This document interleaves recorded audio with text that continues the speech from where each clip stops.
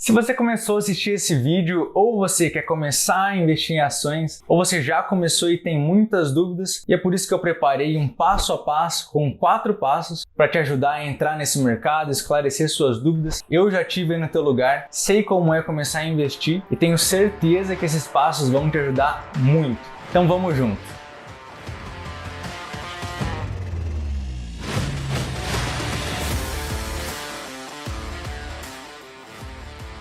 Fala campeões, Gustavo Pereira aqui, este é o canal Pai Compra. Hoje a gente tem vivido uma realidade muito atípica, algo que nunca aconteceu na história, seja do Brasil, seja da Bolsa, e eu vou te contar o que é logo depois de você deixar o teu like e se inscrever aí no canal. Esse vídeo foi feito com muito carinho, ele tá muito bacana. Demorou horas para ser feito e deixar o like e se inscrever demora menos de 2 segundos. Você me ajuda o nosso canal, a nossa família a ficar cada vez maior e o YouTube entrega esse vídeo para mais pessoas. Então conto com a sua ajuda. Nossa bolsa tem o maior número de CPFs inscritos da história, ou seja, tem mais pessoas físicas investindo na bolsa do que jamais existiu. E é claro que isso é um reflexo da taxa básica de juros, a taxa Selic, tá lá nas mínimas históricas, né? Hoje tá 2,75. Mas calma aí que eu já vou explicar o que é cada uma dessas coisas. A taxa básica de juros da economia é a taxa Selic. Quanto maior essa taxa, mais os títulos ou os investimentos de renda fixa se tornam atraentes, ou seja, eles rendem mais. Quase todos eles, se não todos, têm alguma relação com a taxa Selic. Então são investimentos como Tesouro Direto, CDBs, LCIs, LCAs, etc. Então na prática, a taxa básica tá tão baixa assim, significa que esses investimentos estão rendendo menos. Por esse motivo, existe aí um grande fluxo migratório de pessoas da renda fixa para a renda variável, que é o mercado de ações, por exemplo. Направление? Какое направление?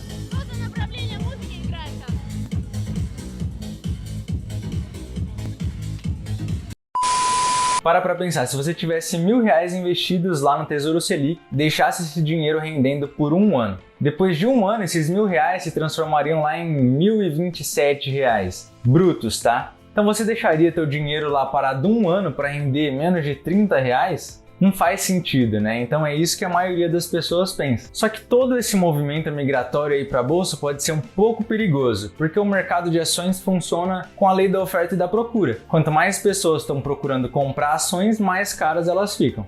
Quanto mais pessoas estão procurando vender ações, mais baratas elas ficam. Se muitas pessoas migrarem para a bolsa, a tendência é que esses preços se elevem, porque tem mais pessoas comprando ações. Faz sentido? É verdade. Quer dizer, às vezes não. Mas Gustavo, você não acha que isso é bom? Movimentar o mercado, mais pessoas na bolsa de valores, movimentar a economia? Claro, eu acho isso excelente. Pessoas precisam migrar para a bolsa de valores. Só que qual que é a chance de investidores iniciantes, você ou eu, competirmos com grandes bancos, grandes instituições, analistas, fundos? Qual que é a chance que nós temos de competir com esses caras? Então é por isso que a gente precisa aprender a investir com segurança, com tranquilidade e ainda assim obter bons resultados. E eu não tô aqui para te assustar, eu tô justamente te oferecendo isso. Você consiga investir com segurança, tranquilidade e tenha os resultados que você deseja. Não é isso que você quer? Para isso você precisa estudar, ter uma metodologia, ser paciente. E eu vou compartilhar com você esses 4 passos que certamente vão te ajudar aí na sua caminhada, no seu início, onde é que você esteja hoje. Só que eu preciso te contar rapidamente como que foi aí minha trajetória quando eu comecei no mundo dos investimentos, que me ajudaram a investir melhor e parar de perder dinheiro na bolsa. Eu comecei, como todo mundo, investindo lá em renda fixa, descobri que eu precisava ter uma reserva de emergência, então eu comecei a investir todo mês meu dinheiro lá no Tesouro Selic e aquilo era chato para mim. Eu precisava investir todo mês uma quantia e não via o meu dinheiro crescendo. Então eu resolvi logo partir para a bolsa. Comecei a acompanhar lá um cara que ele dava recomendações de compra e de venda mensais. Então eu precisava comprar ações num valor, vender em outro valor. Se as ações caíssem, eu precisava vender, enfim, eu tava ficando meio doido porque eu não conseguia tirar meu olho do home broker, ali onde a gente negocia as ações. Isso estava ocupando muito meu tempo, estava me atrapalhando no trabalho e além de tudo eu estava perdendo dinheiro. Então eu decidi começar a estudar, tomar decisões melhores. E com a ajuda desses 4 passos, enquanto o Ibovespa estava lá no ápice da crise do coronavírus, caindo mais de 30%, a minha carteira de investimentos caiu menos de 10%. depois logo se recuperou em alta novamente. Então, o perigo de você investir sem conhecimento é exatamente esse aqui. Dá uma olhada nesse gráfico. No dia 24 de janeiro de 2020, o Ibovespa estava no seu ápice histórico, depois dos 118 mil pontos. O Ibovespa ele é basicamente uma média das maiores ações da Bolsa. Então significa que na média, as maiores ações da Bolsa estão com um preço bem elevado. Então estava todo mundo animado, investindo na Bolsa, ganhando dinheiro, todo mundo feliz. Imagina que você tivesse investido na Bolsa nesse momento. Dá uma olhada nesse outro gráfico aqui. Depois de 2 meses, lá em 20 de março, o Ibovespa já estava na casa dos 66, quase 67 mil pontos. Então ali foi o ápice do coronavírus que veio acabar com a felicidade do brasileiro na bolsa. E aí imagina você lá com seus primeiros investimentos em bolsa, vendo seu dinheiro ser diluído em 43%. Se você tivesse investido R$1.000, eles teriam se transformado em R$570. E aí você, com medo gigantesco de perder todo o seu dinheiro, vai lá e vende. Ah, o mercado financeiro é uma droga, é cassino, não dá pra ganhar dinheiro nisso? Você sai revoltado com o mercado. Só que não para por aí, a sua maior decepção não é isso. Depois de 9 meses, o Ibovespa voltou a se recuperar, bateu de novo lá o ápice histórico. E pior ainda, se você tivesse comprado em vez de vendido as ações nesse momento, você teria tido um lucro muito grande, porque você teria aproveitado ali a promoção das ações. Elas estariam num valor muito inferior ao que estava lá antes em janeiro. Não é possível isso. O primeiro passo é a reserva de emergência. Essa é a segurança, a sua segurança e da sua família. Pensa aí, se você em algum momento perde o emprego, fica doente, o que você vai fazer? Vai ter que depender do governo, de auxílio emergencial de R$600? Vai ter que pedir dinheiro emprestado para os outros? Vai se encher de dívidas? Então, como eu costumo dizer, a reserva de emergência precisa ser no mínimo 6 vezes o seu gasto mensal. Então, pega o seu gasto aí, multiplica por 6. E esse é o mínimo que você tem que ter de reserva de emergência. Mas a crise do coronavírus veio para mostrar que talvez isso não seja suficiente. Então, meu sincero conselho é que você tenha pelo menos 12 meses do seu gasto mensal. Se você gasta aí R$2.000 para manter seu padrão de vida, tenha pelo menos 24 mil de reserva de emergência. Se você tem dúvidas de como começar a investir na sua reserva de emergência, onde investir, dá uma olhada no vídeo aí em cima que eu falo exatamente sobre isso. Se não, depois que terminar esse vídeo vai ter o link dele na descrição. E aí, a partir desse momento que você vai entrar no passo 2, que é começar a investir através de fundos. Um grande erro que eu cometi, que a maioria das pessoas comete quando entra no mercado de ações, é começar a investir diretamente em ações. Mas por que isso é um erro, Gustavo? Quando você compra uma ação, você está investindo diretamente em uma empresa. E para isso, você precisa conhecer muito bem essa empresa. Conhecer o ramo em que ela atua, conhecer a gestão, os balanços patrimoniais, os índices e números dela, dividend yield, PL, EBITDA, lucro líquido e por aí vai.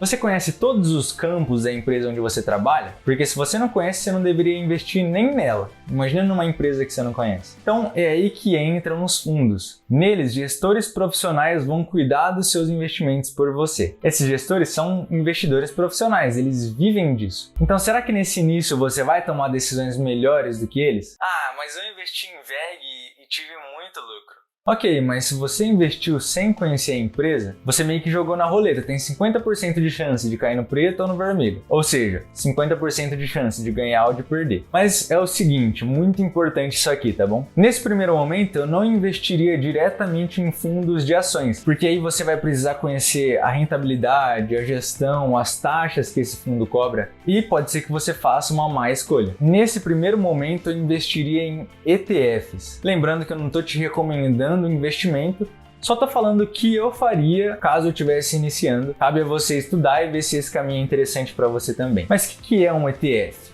É um fundo que replica algum índice. Então a gente tem o BOVA11 que replica o índice Bovespa. A gente tem Small 11 que replica o índice das Small Caps. Mas como que funciona na prática? Vamos pensar aí no BOVA11 que replica o índice Bovespa, que é aquele índice da média das maiores ações da bolsa. Quando eu invisto em BOVA11, eu vou estar investindo no Ibovespa. Então, se o Ibovespa subir, ou seja, se a média das maiores ações subir, o BOVA11 vai subir. Se a média das maiores ações cair, se o Ibovespa cair, o BOVA11 também cai.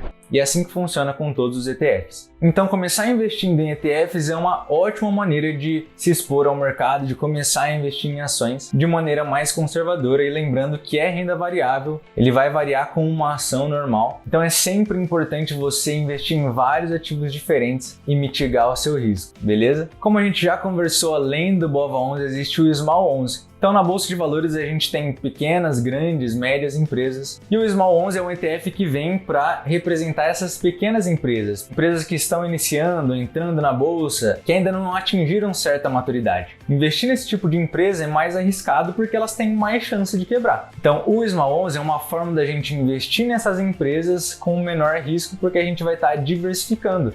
Vai estar investindo em várias dessas empresas ao mesmo tempo. A vantagem é que, por serem empresas menores, elas têm mais campo para crescer e se multiplicar. Então você vai percebendo que é tudo um processo, você vai aprendendo e aplicando. Ah, Gustavo, mas eu preciso ter todo o meu dinheiro da reserva de emergência, que vai demorar um tempo para eu juntar, para depois começar a investir nos ETFs? Cara, não necessariamente. Eu, por exemplo, não fui assim. Eu comecei a investir em ações enquanto montava a minha reserva. Mas é claro que no seu caso, se você ainda não tem a reserva, essa é a tua prioridade. Então tenha em mente que você precisa montar a tua reserva, mas você pode separar ali um dinheirinho para começar a investir num ETF. Eu acredito que é até interessante, porque aí você já vai conhecendo o mercado. Mas eu diria que 90% do que você for investir precisa ir para a tua reserva. Se você quiser pegar os 10% e investir ali em ações, e começar a comprar uns ETFs, é interessante sim. Então beleza, Gustavo, já tenho minha reserva, comecei a investir ali nos ETFs, já estou aprendendo mais. E é aí que a gente parte para o terceiro passo, que é começar a investir em ações internacionais e fundos imobiliários. Como a gente sempre conversa aqui no canal, a diversificação é essencial. Então você precisa investir em vários ativos diferentes para mitigar o seu risco. Então você precisa ter parte no que a gente já conversou, de renda fixa, ações brasileiras, e também é interessante que você tenha um pouco de ações estrangeiras e fundos de investimento imobiliários. Comprar um imóvel é uma coisa extremamente cara, ainda mais se você estiver começando a investir com pouco dinheiro. Imagina que você vai comprar um imóvel de 300 mil reais. Primeiro você precisa ter os 300 mil, vai alocar todo o seu patrimônio em um ativo só, que vai totalmente contra aquele princípio de diversificação, de investir em vários ativos e mitigar o risco. Além disso, você vai ter que se preocupar em procurar um imóvel que esteja em bom estado, mexer com papelada, com reforma e com uma burocracia danada.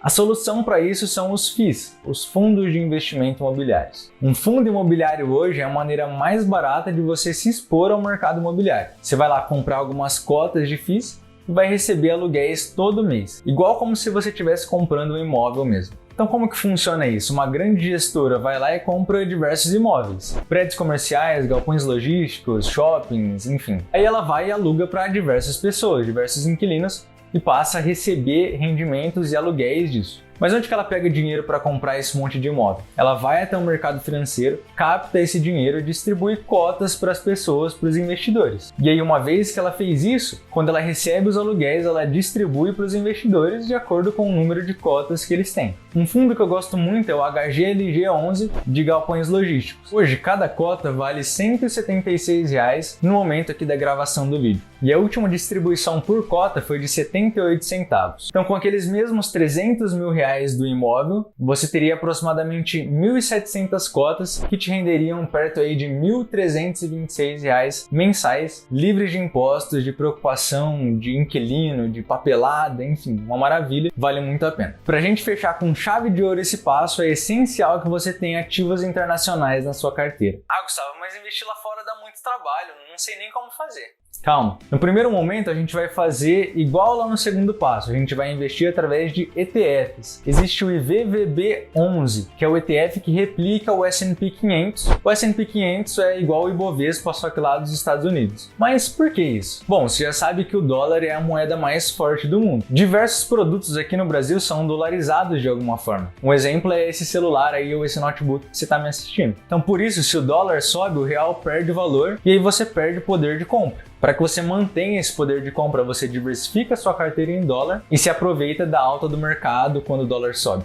E enfim, chegamos ao quarto passo, só que depois desse passo vai ter um passo bônus, que para mim é o mais importante. Então, fica até o final. Aí comenta aqui embaixo também qual passo que você tá. Se você tá na tua reserva, se você já começou a investir em ETFs ou até mesmo em ações, comenta aí embaixo. O quarto passo é começar a investir diretamente em ações. Nesse momento você já tem a capacidade de começar a estudar uma empresa, mas é claro que você vai precisar aprender como fazer isso. Quais indicadores olhar, se a empresa é bem consolidada no mercado, o que é o balanço patrimonial, a empresa é boa pagadora de dividendos, ou a empresa está no início, então ela não paga muito dividendo, só que ela reinveste nela mesma e cresce mais. Como que é a gestão dessa empresa, enfim, você vai precisar realmente estudar aquilo que você está comprando. Mas Gustavo, não estou muito afim de estudar a fundo empresas. Tem como eu terceirizar esse serviço? Cara, para quem não está muito afim, não tem muito interesse em estudar a fundo as empresas, tem assim algumas opções. A primeira delas é você ir lá na tua corretora e comprar um fundo de ação diretamente. Então hoje é só entrar lá na plataforma da corretora e vai ter fundos lá a partir de 500, R$1.000 para você começar a investir neles. Uma outra opção que eu também acho muito interessante é você seguir recomendações de especialistas. Certamente você conhece a Empíricos, ela deve aparecer muito aí nas propagandas do YouTube.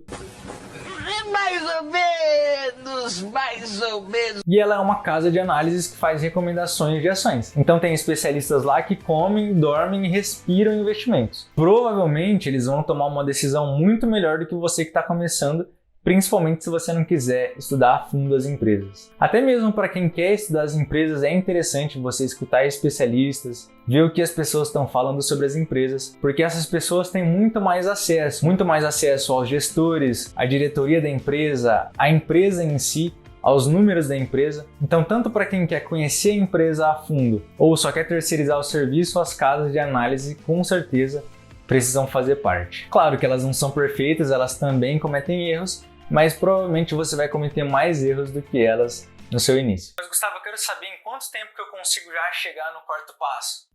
Sinceramente vai depender muito de cada um. O que eu acredito ser o mais demorado é montar a reserva de emergência. Vai exigir mais tempo, mais paciência ali, porque você vai precisar de aportes mensais para chegar naquele montante. Eu acredito que depois que você montar a sua reserva de emergência, dentro de um ano aí, você investindo periodicamente nos ETFs, estudando bastante, você já consegue chegar no quarto passo. E aí, se você ficou até aqui, você vai ser recompensado com um bônus, porque é aqui que realmente você vai conseguir ganhar dinheiro no mundo dos investimentos. Rebalanceamento da carteira.